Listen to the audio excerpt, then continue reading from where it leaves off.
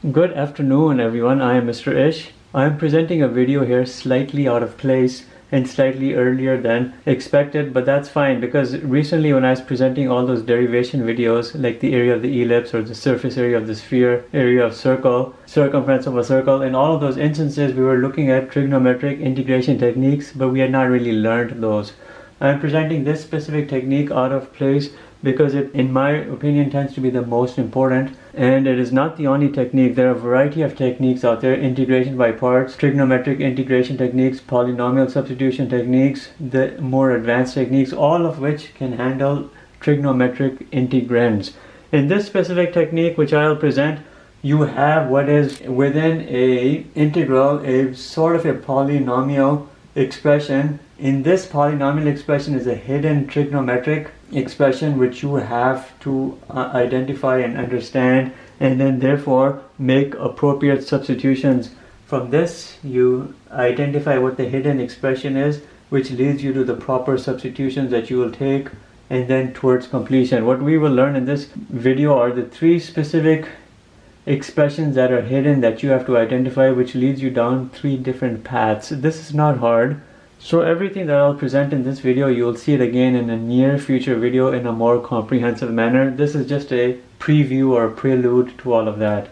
You could have an expression such that within which you are seeing something like this: a square minus x square. In another instance you could have something like x square minus a square, a polynomial expression. In another one you could have x square plus a square, which you could also write as a square plus x square, because with positives adding order does not matter. In all of these instances, what stands out is the fact is that you have some sort of a and you have some sort of an x. A over here represents some sort of a numerical constant which you have to identify. X represents a variable which will give rise to your trigonometric variables. So in all of these instances you have to understand what a value is, what the x value is. When you're seeing something of this form, you're looking at, as an example, let's just say dx over 4 minus x square. You have an a value and an x value. Something like this could very well look like, you can say dx. I'm just giving general examples only, there are a variety of them out there. Here you could say you have x square minus 16. You see, you have a variable first and the constant second. In this example right here, you could say you have something such as 1 plus x squared dx. All of these are polynomial expressions within which are hidden these trigonometric expressions that you have to identify. This is the most easy, followed by this form, and this tends to be the most difficult. So in this video, in the remainder of this video, we will look at the three different cases with examples of each, and that'll serve as your preliminary introduction to this whole integration technique. When you have something of this form, a square minus x square, a numerical constant minus a variable squared, what you want to be first doing is identifying your a value. You have to identify that a value, and then it leads you to your examination of your variable. In these instances, the variable will always be x is equal to a but sine theta. Everything stems here in all three cases from the Pythagorean identity: sine square x plus cosine square x equals 1, or tan square x plus 1 equals secant square x, or the cotan square x plus 1 equals cosecant square x. Those three identities drive this whole process and the substitutions that come from it. If x is equal to a sine theta, then dx is equal to the derivative of this, which is a cosine theta d theta. You see, the a value makes its way through all of these three steps. How do you determine your a value? It's usually whatever this is, and you're doing the root of that. Root of that a square will give you that a value. And then you'll have the sine theta as your initial, and then the cosine theta as a derivative. A good example of this form could be 36 minus x square. You have your a square and you have an x square. If you were tasked to do this integration, it wouldn't be hard. You'd have to follow this trigonometric substitution technique, and you don't have to do it in this way. There are other ways, but this is the way I'm teaching you over here. A over here must be the root of 36, which is 6. X here, because you have an a square minus x square type of expression, then you must follow these substitutions. It's a sine theta or 6 sine theta. Dx is equal to the derivative of this, which is 6 cosine theta d theta. And all you have to do is plug these where you see them. Dx is equal to 6 cosine theta d theta, and here you have 36 minus x squared, which is this square, and we're only looking at indefinite integrals. If you had definite intervals, they would be impacted by this expression right over here. and you could come up with the new intervals, but we'll see that in a future video. Here you have x squared, which is 6 sine theta squared would be 36 sine squared theta. You can simplify this part right over here. You can isolate 36 and you have 1 minus sine squared theta, and then the Pythagorean identity brings in a cosine squared theta right over here for you, right? It fits very well. Everything here is driven by the Pythagorean identities. Here you have 6 cosine theta d theta, and here you end up having 36 cosine squared theta, and you can simplify these. You'll have 1 over 6 come out. You will have d theta over cosine theta. This is no different than you saying 1 over 6 secant theta, because the reciprocal of cosine theta is secant theta, and you know how to do the integration or the antiderivative of that. 1 over 6 natural log secant theta plus tan theta plus c, and you could say this right here is your final answer. It's not the best answer, but it's a good answer. This integral that we've just seen yields this through that rather easy procedure, and I already mentioned that this right here is an acceptable answer, but it's not the best answer. Just as an addendum to this specific question, the way you handle your answers here to make them more meaningful and less dubious, this is how you do it. Everything stems obviously from right here. You solve for theta. Theta is equal to arc sine x over 6. You're basically taking that expression and you're solving for the theta by taking everything on the other side. These items will then very well substitute right over here.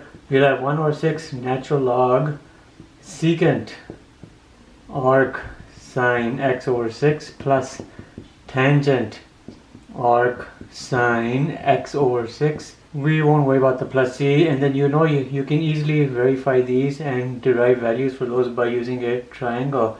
Theta, everything is determined from right over here, arc sine x over 6, x over 6. Therefore, this missing side must be 36 minus x squared. And now you have to just get these values, and we'll do it all in one step. 1 over 6 natural log. This right here will be the best answer for this type of a question. And this right here, you could unify this under a common denominator if you want, but this right here is the best type of answer you can provide for these type of questions. You could do the derivative of this, which would be a rather complex procedure, but it can be done, and you could easily come back from this to right here, the original. This very well goes back to this via a derivative of this antiderivative. A polynomial expression of the a squared plus x squared is no different than x squared plus a squared. You again start with the determination of a. It leads you to your x variable substitution. A will go through with it. A, and when you're looking at expressions like this, then you're bringing in the tan theta, because a squared plus tan squared theta equals secant squared theta. It looks like that Pythagorean identity which involves tan squared x plus 1 equals secant squared x, but we'll talk about that in the future. Dx is equal to the derivative of this, a secant squared theta d theta. And these are the three items you need to drive this whole procedure. Example, let's look at dx over 25 plus x squared. It looks like this, a squared plus x squared, or x squared plus a squared. Here you know a value is the root of 25, which is just a 5. X here is equal to 5 tan theta. Dx is equal to 5 secant squared theta d theta. Bring everything in here. You have your dx, you have your x, you have your a, bring it into here.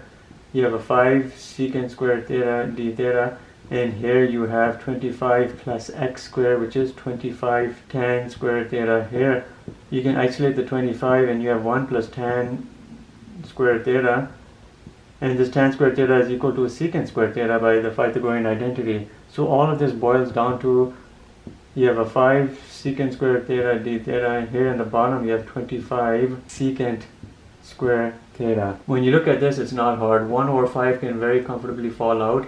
These cancel out. You just end up with d theta. You have a hidden antiderivative here, 1 over 5 and theta plus c. We can present a meaningful answer here because 1 over 5 theta plus c is not, it's ambiguous basically. You can look right at this expression. If x is equal to 5 tan theta, theta is equal to arc tan x over 5. How did I do that? You take 5 on the other side, you have x over 5. Then you take tan on the other side, you have inverse tan or tan of x over 5. And you can substitute that right over here. So your answer would be 1 over 5 arc tan x over 5 plus c. And this would be a better answer than this right here. So this is a superior answer, this is an inferior answer. But they're both answers for this question right over here using this integration or this specific integration technique. So this right here represents the last form you need to know, x squared minus a squared. Do not confuse this with the first one we saw, which was a squared minus x squared. That's a constant minus a variable. Here you have a variable minus a constant, so it's drastically different. Again, the procedure starts with the determination of a, which is usually the root of that. And now in this instance, your substitution is a secant theta. And then dx is equal to derivative of this a secant theta tan theta d theta. These type of forms tend to be most difficult in my opinion, simply because of these trigonometric expressions that come up. A good example of this form could be, and we'll bring in a little difference over here with a root, like a variety here. It could be x squared minus 4. The first thing you want to do always determine your a value. A is root of 4, which is a 2. Here you have x squared minus a squared, so you have to think about these substitutions. 2 secant theta, because the a value has to carry through. Dx is equal to 2 secant theta tan theta d theta. Bring all of this into what you have over here. Dx is 2 secant theta tan theta d theta. Here on the bottom you'd have 4 secant squared theta minus 4. When you bring all of this, you can isolate 4 and you have a secant squared theta minus 1. Using the Pythagorean identity, which involves tan squared and secant squared, this substitutes here for tan squared theta. So essentially you're looking here at the square root of 4 tan squared theta, which is equal to 2 tan theta. So all of this here in the denominator boils down to 2 tan theta. You have a 2 secant theta tan theta d theta in the numerator. In the denominator you have 2 tan theta. This cancels out, the 2's cancel out. You're left with just a secant theta in the numerator. Secant theta in the numerator.